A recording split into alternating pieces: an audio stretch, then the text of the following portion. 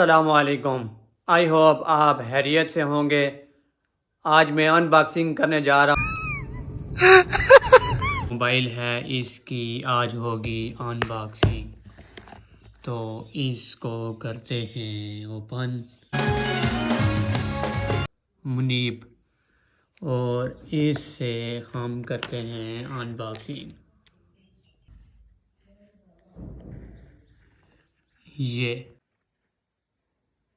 और इसको अनबॉक्सिंग करने लगे हैं। सब बोलो खोलो।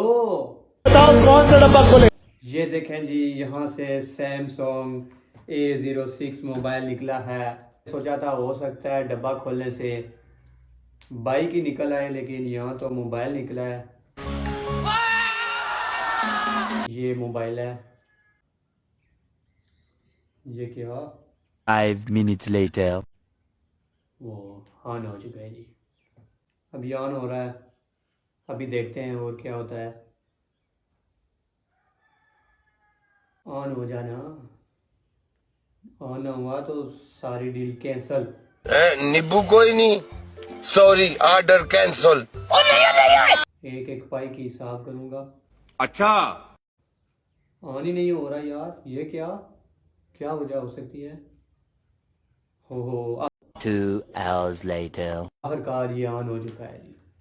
स्टार्ट करते हैं, इसको कहते हैं स्टार्ट करो। ये हो चुका है ऑन। अपना बहुत सारा ख्याल रखिएगा। मिलते हैं नेक्स्ट व्लॉग में, तब तक के लिए अल्लाह हाफिज़।